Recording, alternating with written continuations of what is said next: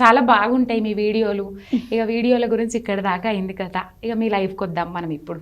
Right, అన్నని మీరు పడేసిండ్రా, మిమ్మల్ని అన్న పడేసిండ్రా? యాక్చువల్గా నేనే పడేయడం అంటే తెలీదు, ఆమె నాకు అంటే మీరు లవ్ లగ్గం అని తెలుసు, నేను అందుకే డైరెక్ట్ ఈ క్వశ్చన్ అడిగినా.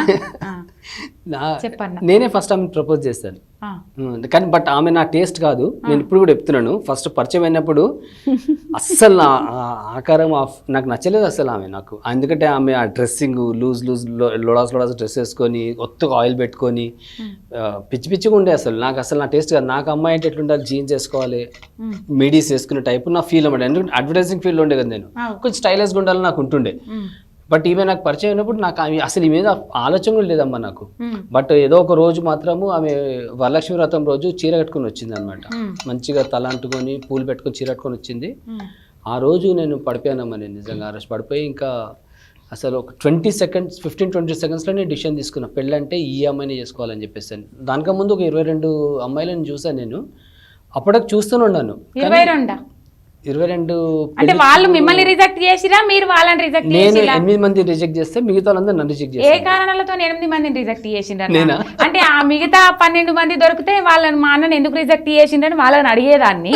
ఎందుకు వాళ్ళ జీవితాలు ఆగమైతే గానీ, ఇప్పుడు ఆ 8 మందిని ఎందుకు రిజెక్ట్ చేసిండ్రు మీరు? ఒక అమ్మాయి హైట్ ఎక్కువ ఉండే, ఒక అమ్మాయి బ్లాక్ ఉండే అమ్మాయి, ఒక అమ్మాయి డిమాండ్స్ నాకు ఉండే అనమాట. నాకు కొంచెం ఫెయిర్గా మంచిగా ఉండాలని చెప్పేసి ఉంటుండే నాకు. నా డిమాండ్స్ నాకు ఉండే, ఇక వాళ్ళ డిమాండ్స్ వాళ్ళకి ఏముండని తెలియదు. బట్ ఫైనల్గా అంటారు కదా, ఇది పైన దేవుడు నిర్ణయిస్తాడు ఎవరితో పెళ్లి చేసుకోవాలంటే, ఈమెతో రాస్తుండే నాకు. అది కూడా సో ఇట్లా కలిపి మమ్మల్ని తీసుకొచ్చేసి వీధి మొత్తం 20 సెకండ్లలో లగ్గం చేసుకోవాలని డిసైడ్ అయ్యింది. అవునమ్మా, అయిపోయింది. మరి అంటే ఇప్పుడు ఫస్ట్ చూసినప్పుడు ఏమో లూజ్ లొడంగం బట్టలు వేసుకుంది, ఆయిల్ పెట్టుకుంది అని అన్నారు. అంటే 13 రోజులు, అంటే మళ్ళీ 13 రోజులు నేనే లీక్ చేసిన. దాని తర్వాత అంటే ఎప్పటిదాకా చూస్తానే ఉన్నారు మీరు ఆమెను? ఆయన చూసింది నన్ను 2 డేసే, 2 or 3 టైమ్స్ చూసాను. థర్డ్ టైం మాత్రము చీర కట్టుకొని వచ్చి చూసాను అనమాట. అంటే మీది ఎక్కడా వాళ్ళది ఎక్కడా ఊరు? నేను పుట్టింది పెరిగిందంతా హైదరాబాద్ అమ్మా. నా తెలంగాణ ఓల్డ్ సిటీలో పుట్టిన నేను. తను విజయవాడ ఆంధ్ర. మరి విజయవాడ పోయి చూసి వచ్చిండ్రా మీరు? లేదు, నేను పనిచేస్తున్న ఆఫీస్లో తను ట్రైనీగా జాయిన్ అయింది. ఎక్కడ ఆఫీసు? పంచగుట్టలో ఉండే ఆఫీస్. మీరు ఇక్కడ పనికి వచ్చిండ్రా, హైదరాబాద్కి వచ్చిండ్రా, విజయవాడ నుంచి హైదరాబాద్కి వచ్చిండ్రా? అంటే మిమ్మల్ని చూసిండ్రు 2 సార్లు. చూసి మీకు ఏం చెప్పలే? మీరు ఎప్పుడన్నా చూసిండ్రా అన్నను? అదే నాతో నేను స్కెచెస్ వేసుకునేదాన్ని రూమ్ లో. అక్కడికి లంచ్ బాక్స్ ఉప్మా, ఇంత చిన్న ఎగ్ బాక్స్ లో ఉప్మా తెచ్చుకొని తినుకుంటా. అప్పుడు ఎక్కడి నుంచి వచ్చారు, ఏంటి మీ పేరు అంటే నేను చూడకుండానే అదే చెప్పేదాన్ని ఆన్సర్. అసలు ఒకసారి 2 సార్లు చూసా అంతే. తర్వాత ఇక నాది అంటే నేను ఎందుకు చెప్పాలి, ఊకొచ్చి మాట్లాడించడం పెట్టిండు కదా, ఊకేం రాలేదు. ఆ ఓన్లీ బ్రేక్ఫాస్ట్ 5 minutes కలుపు వదిలేమ్మా, మసాలా కలుపు. ఎందుకు నువ్వు అట్లా చెప్తున్నావు అసలు నాకు అర్థమైతలేదు. ఉన్నది చెప్పాలి, ఒరిచిండు అని చెప్పాలి. నో మసాలాస్. 5 minutes మేమిద్దరం. ఆయన అది కూడా క్వశ్చన్స్, ఎక్కడి నుంచి వచ్చారు, మీరు ఏం చేస్తారు, ఏం చేద్దామని వచ్చారు ఇక్కడికి, అది అని అంటే చెప్పాను నేను అంతే. Okay. And third day so నేను వచ్చిన అదే కలిసిన తర్వాత థర్డ్ డేను సండే వచ్చింది హాలిడే. సో ఆ రోజు రాం కదా. ఫోర్త్ డే రోజు సెకండ్ డే, అసలు థర్డ్ డేనే నాకైతే 2 రోజులే చూసినట్టు గుర్తు. మీకెన్ని రోజులు చూసినట్టు గుర్తు? నేను కూడా అంతే. నేను 2 రోజులకు వచ్చిన, థర్డ్ డే రిజైన్ చేసేసాను. తను రాలేదు.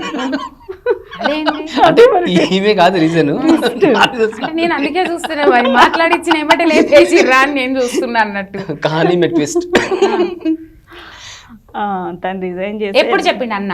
ఏం చెప్పిండు, ఎప్పుడు చెప్పిండు, ఎట్లా చెప్పిండు? తర్వాత నాకు ఒక ఫోన్ కాల్ వచ్చింది రిసెప్షన్కి. నాకెవరా ఫోన్ చేస్తారో, అసలు ఇక్కడ ఎవరు లేవు. నాకు వస్తే మా ఇంటి దగ్గర నుంచి రావాలి, మా ఇంట్లో వాళ్ళైతే చెయ్యరు. నాకు ఫోన్ ఎవరా అనుకుంటూ ఆలోచించుకుంటూ వెళ్ళి ఫాలో అంటే ఎవరు అని అంటే నేను గుర్తుపట్టలేదు. నేను అప్పుడు నేను బ్రేక్ఫాస్ట్ చేసుకుంటూ మిమ్మల్ని పలకరించాను కదా అని అంటే అని గుర్తొచ్చింది. ఏంటి ఎందుకు చేశారు అంటే చెప్పండి అని అంటే, ఇంకప్పుడు ఈయన ఏం చెప్పాడు అప్పుడు అదైతే గుర్తులేదు నాకు. కొంచెంసేపు మాట్లాడారు, వచ్చేసి మాట్లాడి ఈయన ఒకసారి జయచంద్ర అంటే నిక్ నేమ్ పిలుస్తారు అన్నట్టు. ఈయన నాతోనే ఎందుకు మాట్లాడుతున్నాడు అని, అదే నాకు అసలు ఎందుకు కాల్ చేసి పిలిపించిండు అని అదే తిరుగుతుంది మైండ్లో. ఆయన ఏం మాట్లాడుతున్నాడో నా రికార్డ్ అవ్వలేదు అనమాట. ఇంకా అట్లా ఆ రోజు సరే అని ఇప్పుడు ఆ రికార్డ్ బయట పెట్టిద్దాం అన్నాను కానీ మీరు చెప్పుంది. పెట్టేశాను, అయిపోయింది. ఇంకా తర్వాత ఒకసారి నేను బస్ స్టాప్ లో బస్ కోసం అని నుంచున్నా. ఈయన రోడ్డు అవతల నుంచి హాయ్ హాయ్ అని చెప్తుంటే నేను అసలు అప్పుడు కూడా గుర్తుపట్టలే, ఎందుకంటే గుండు చేయించుకుని ఉన్నాడు ఆయన. ఎవరా తింగుడు అయ్యప్పుడు అనుకున్నారా? నేను చూసినప్పుడు జుట్టు ఉంది కదా, తర్వాత గుండు చేయించుకున్నా, ఏదో మొక్కు అని గుండు చేయించుకున్నా. నేను గుర్తు ఎవరా అని చూస్తే తర్వాత దగ్గరికి వచ్చి, ఇంకా రోడ్ క్రాస్ చేసి దగ్గరికి వచ్చి, నేనండి జయచంద్ర అని, మీరు అప్పుడు మొన్న ఫోన్లో కూడా మాట్లాడాను గంట, అప్పుడు అట్లా గుర్తొచ్చి. అప్పుడేమో ఎక్కడి నుంచి వచ్చిండ్రు, తర్వాత ఫోన్ చేసిండ్రు, ఇప్పుడు డైరెక్ట్ దగ్గరగా వచ్చిండ్రు కానీ చెప్పుండ్రి అని మాట్లాడితే అంతలోకి ఆయన హాయ్ వచ్చి హాయ్ చెప్పి ఇట్లా అన్నాడు. నేను గుర్తుపట్టలేదండి, మీరు గుండు చేయించుకున్నారు కదా, మీరు హాయ్ చెప్తుంటే నేను అందుకే గుర్తుపట్టలేదు అన్నాను. అంతలో నా బస్సు వచ్చింది, నేను వెళ్ళిపోయా. ఇంకా తర్వాత గుండు చేసుకున్నారు, గుర్తుపట్టలేదు అన్నప్పటికే బస్సు వచ్చింది, వెళ్ళిపోయిండ్రు. పాపం ఇక ఏం మాట్లాడలేదు కదా ఇంత రోడ్డు క్రాస్ చేసినందుకు అని ఇట్లా అనుకోవచ్చు అన్న, ఇంకా కదన్నా? రైట్. మీరు బస్సులో వెళ్ళిపోయిండ్రు, మీరు ఏం చెప్పిండ్రు అన్న ఫోన్ చేసి? నేను ఫోన్ చేసి బస్ స్టాప్ లో కలువు నీతో ఇక్కడ ఫోన్ లో చెప్పాను, నీకు అక్కడ చెప్తా అని చెప్పేస్తాను నేను. ఓకే, అంతవరకు చెప్పినాను. బట్ ఇప్పుడు కూడా నేను ఏంటంటే ఏం చెప్పినానో తను బస్ స్టాప్ లో, అంటే ఆ రోజు వచ్చింది, తను వెళ్ళిపోయింది, బస్ వచ్చింది, నెక్స్ట్ డే మళ్ళీ ఫోన్ చేసి మళ్ళీ రమ్మన్నా, బస్ స్టాప్ లో నేను తనకు చెప్పాలా, చాలా ఇంపార్టెంట్ విషయం అని చెప్పేసారు. ఆఫీస్లో ఉన్న ఒక సమస్య గురించి తనకు చెప్పేది ఉండే, నేను అది ఇప్పుడు యాక్చువల్గా చెప్పలేను, నేను ఎందుకు మానేసాను ఏంటి అని కొంచెం ఆ ఇష్యూ గురించి తనకు చెప్పాల్సింది అనమాట, అంతే. అది ఇప్పుడు నేను చెప్తే మళ్ళీ అది చెప్పడానికి పిలిచినప్పుడు ఇట్లా చెప్తే ఈమెను చెప్పినామంట, నువ్వు కూడా ఇట్లా జాగ్రత్తగా ఉండి అది అని చెప్పేసి అని చెప్పిన నేను. చెప్పిన తర్వాత తను ఏమన్నదంటే, సరే నాకు అంటే అది అయిపోయింది, దాని తర్వాత మళ్ళీ ముందుకు ఎట్లేంది విషయం అని చెప్పేసి మీకు డౌట్ వస్తుంది, అందుకే చెప్తున్నా. అయితే తను అనగానే నాకు వెళ్ళాలి, నేను అర్జెంట్గా, నాకంటే ఎక్కడంటే ఇలా నాకు కొన్ని పెన్సిల్స్ తీసుకుని తను స్కెచింగ్ చేస్తాను అనమాట, డ్రాయింగ్ స్కెచ్ చేసేది. నాకు పెన్సిల్స్ అంటే నేను కొనిస్తాను నీకు పెన్సిల్స్, నీకు ఎక్కడ దొరుకుతాయి అని చెప్పేసి అంటే, లేదు నాకు చెప్పు నేను తీసుకుంటాను అన్నది. లేదు నాకు మంచి ప్లేస్ తెలుసు, నువ్వు అది వెళ్ళలేవు అక్కడ అని చెప్పేసి అన్నాను నేను. నేనేంటంటే నాకు ఈ అమ్మాయి మీద ఇంప్రెషన్ లేదు, ఒక ఆర్టిస్ట్ని, నేను ఒక ఆర్టిస్ట్ని, నేను కూడా పెయింటింగ్ చేసేవాడిని. సో ఒక ఆర్టిస్ట్ కాబట్టి ఒక ఆర్టిస్ట్ రూపంలో దాని దృష్టితో చూసాను అనమాట, హెల్ప్ చేద్దామని.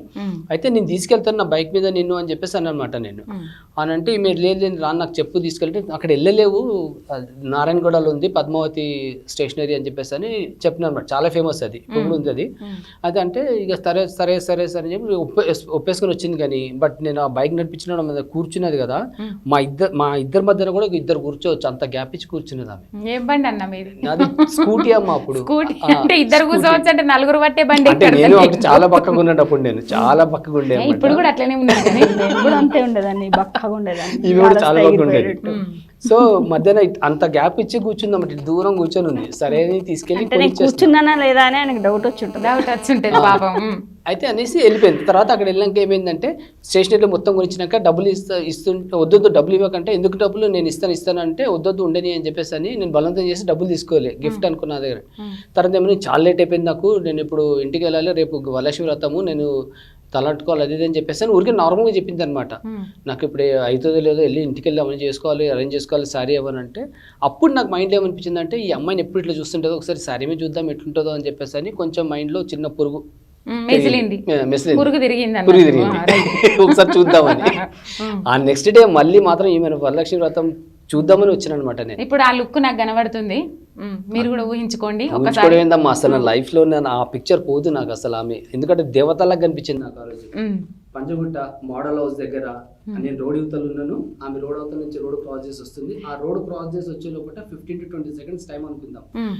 ఆ 15 to 20 seconds టైంలో డిసైడ్ అయిపోయినమ్మా, ఆ రోడ్ క్రాస్ చేసి ఇక్కడ వచ్చే లోపల. ఇప్పుడు అది తీసేయలేను, లైఫ్ లో మర్చిపోలేను అన్నారు కదా, ఆ రోజు కట్టుకున్న శారీ కలర్ ఏందన్న? లైట్ ఆమె గ్రీనిష్ ఇంకా ఆరెంజ్ షేడ్స్ కలిసి ఉంటాయి అమ్మ. అది నాకు 2 షేడ్స్ కలిసి ఉన్నాయి. అవి కరెక్టే చెప్పిండు, అంటే ఇవరిదాకా చెప్పిందంతా రైటే అనుకో. ఆనియన్ కలర్ ఉంటుంది చూస్తారా, కొంచెం ఆ షేడ్స్ అట్లా కలిసి ఉంటాయి. అది ఇంకా అది బ్లూయిష్ సీ బ్లూయిష్ కలర్ అట్లా కలిసి ఉంటుంది అనమాట షేడ్ అది. కానీ ఆమె ఒక దేవతలాగా ఉండే ఆమె, ఎంత పెద్ద ఎంటికలు ఇరవసుకొని తలంటుకొని పూలు పెట్టుకొని వస్తే ఆ 20 seconds డిసైడ్ అయిపోయినా పెళ్ళి అంటే ఈ అమ్మాయిని చేసుకోవాలి, ఎందుకు నేను జీన్స్ చేసుకుని అమ్మాయిని చేసుకోవాలి, ఆమె ఇంట్లో వస్తే మళ్ళీ మా అమ్మ ఇబ్బంది పడుతుందేమో, ఆమెకు వంటలు రాకపోతే ఈ అమ్మాయి లక్షణం ఉంది కదా అట్లీస్ట్ చాలా బాగుంది కదా అని చెప్పి డిసైడ్ అయిపోయి ఇంకా అక్కడ నేను అయిపోయి ఇక పూర్వపర వెనక ముందు ఒప్పుకుంటారా లేదా అనేది ఏది ఆలోచన చేయలే, అవంతా ఏం చేయలేదమ్మా. 20 seconds లో పెళ్లి చేసుకోవాలని డిసైడ్ అయ్యిండ్రు. కరెక్ట్. అంటే వాళ్ళని నేను వాళ్ళ అమ్మ నాన్న వాళ్ళని ఒప్పించి చేసుకుంటానని నాకు కాన్ఫిడెన్స్ నాకు ఉండే అనమాట, నాకు క్లారిటీ ఉండే నాకు మైండ్లో.